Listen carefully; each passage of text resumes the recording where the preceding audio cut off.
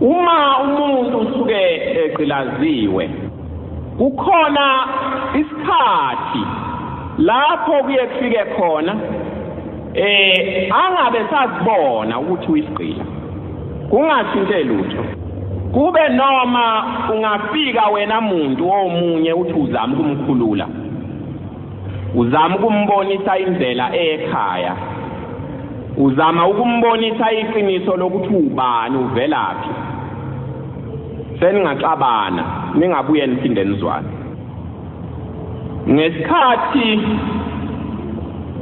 indaba yobugqili babantu abamnyama isenamandla kakhulu namhlanje ayikaphela amandla isenawo amandla mhlawumbe futhi isinamandla kakhulu kunangaleso sikhathi ngoba ubugqili benyama ngicabanga ukuthi kungcono kakhulu kunobugqili bengqondo uma uyisigqile enyameni ingqondo ikhululekile khona ithuba lokuthi uyibone ukuthi ugqilazekile uzame ukulwa uzame ukuthola indlela yokuphunyuka uzame ukuthola indlela yokukhululeka kodwa uma uyisigqila engqondweni kulikhulu ukuthi khona into ongayenza ngoba uyungaboni ukuthi uyisigqila ngoba zonke izinto iqala engqondweni nokubona kuqala khona engqondweni lapho ke engithi khona angazi noma inkululeko yeniyo ke ifike nikhona kulula ukuphenduka idimoni kulula ukuphenduka usathane kulula ukuphenduka umkhohlisi uma uke wathinta indaba yezinto eziyiqiniso lokukhuleka komuntu omnyama ungaphenduki umhunguli kwabamhlophe nakwezinye inhlanga phenduke umhunguli kubona abantu abamnyama ngithi ngesikhathi lapho indaba yokugqilazwa yokugqili bomuntu omnyama isenamandla khona njengangokwezinto ezayibonakala zenzeka emehlweni isikhathi sokudayiswa nokuthengwa kwabantu bedayiswa bethengwa ngabelungu namasulumani nezinye inhlanga umsebenzi wokudayiswa kwabantu abamnyama ube waba umsebenzi onenzuzo kakhulu ngaphezulu kwegolide nesiliva ngaphezulu kwayo yonke inhlobo yento ekhona namhlanje enenzuzo yemali ucishe kungabi bikho isizwe esiphambili ngokwentuthuko nangokuceba esingakaze sikuzuze lokho ngalento engisho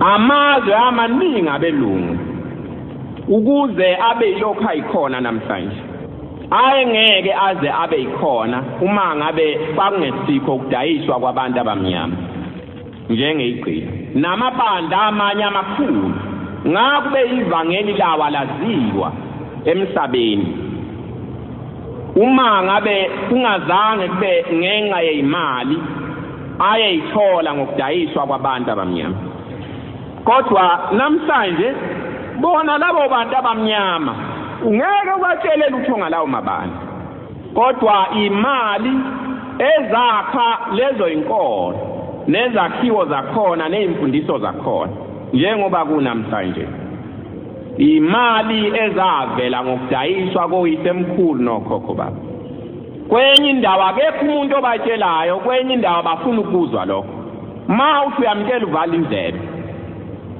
avuke ulaka sheshe kufike kule ndawo engishoyo ukuthi ususathana usuyidimoni sumkhohlisi ngithi kukhona isikhathi mangabe umuntu esuke egcilaziwe aye agcine angasazazi khona kahle hle ukuthi uyisigqile le mpilo ayiphilayo impilo yokugqila oye ayibone njengempilo emfanele ofanele ngabe vele kunjalo kwaba umsebenzi omkhulu kakhulu imkhumbi yayingena ishintshane lapha kulelizwekazi lase-Afrika izolanda abantu iy'nkulungwane ngey'nkulungwane zeyigidi.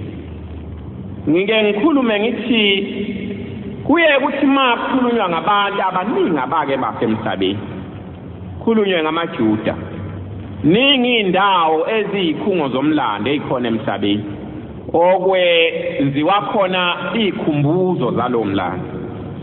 Kodwa amaJuda